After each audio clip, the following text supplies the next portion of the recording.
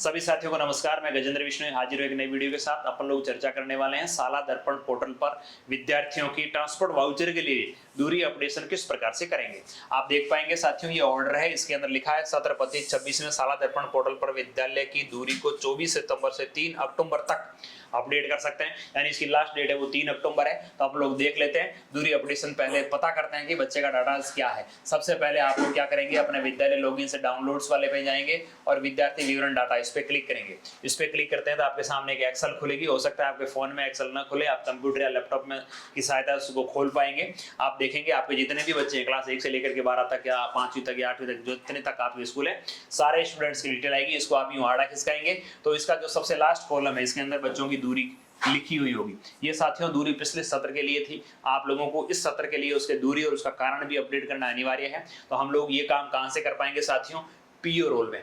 जो भी senior secondary schools हैं या जो भी प्राइमरी है, अपर प्राइमरी है, उसके अंदर जो स्टूडेंट्स स्टडी कर रहे हैं उन सभी के दूरी का अपडेशन है वो साथियों केवल पीओ रोल से ही संभव है।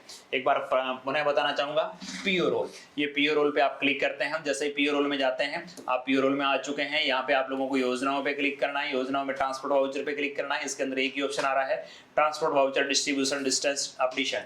इस पे क्लिक करते हैं। इस पे क्लिक करते हैं आपके अंडर उस पीओ के अंडर जितनी भी स्कूलें हैं, हो सकता है उस पीओ के अंडर एक से ज्यादा सीनियर सेकेंडरी स्कूल्स भी हो, तो उन सभी के जितने भी स्कूल्स हैं उन सभी का केवल और केवल पीओ रोल से ही दूरी अपडेशन हो पाएगा।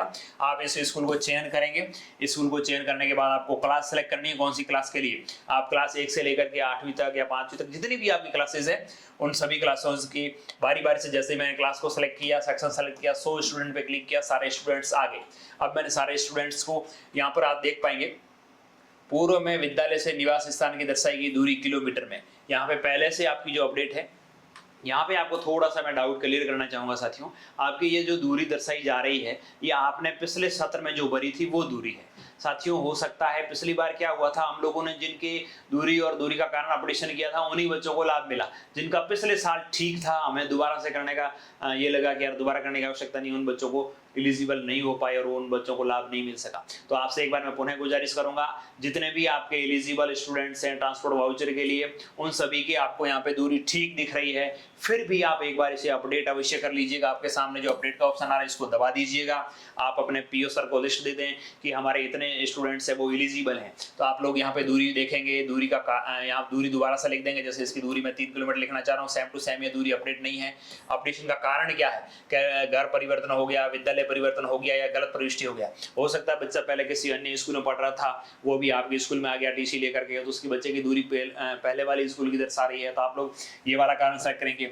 उस बच्चे का घर पहले कहीं और था, कहीं और रहने लग गया, तो उसका कारण ये हो सकता है, या पहले जो एंट्री है वो गलत है। तीनों कारणों में से जो भी कारण आप पे बैठ रहा हो, जिनके ये सही तो हैं, लेकिन एक बार अपडेशन करने के लिए आप लोग यदि इसको रीजन को सेलेक्ट नहीं करते हैं, फिर भी आप केवल दूरी और उसका जो पात्रता का कारण है वो सेलेक्ट करेंगे। यदि पात्रता का कारण सेलेक्ट करते हैं तो विद्यार्थी के निवास स्थान की परिधि 1 किलोमीटर की परिधि में कोई राजकीय विद्यालय नहीं है। यदि ये कारण सेलेक्ट होता है तो ट्रांसपोर्ट वाउचर मिलेगा। ऊपर वाले 2 कारण सेलेक्ट होते हैं तो ट्रांसपोर्ट वाउचर नहीं मिलेगा साथियों। आपको ये वाला करना है और उसके बाद अपडेट पे क्लिक करना है। अपडेट पे क्लिक करेंगे, अपडेशन सक्सेसफुली हो गया है। एक एक करते हुए आप लोग सभी बच्चों का इस प्रकार से दूरी अपडेशन का काम संपादित करेंगे 3 अक्टूबर से पहले।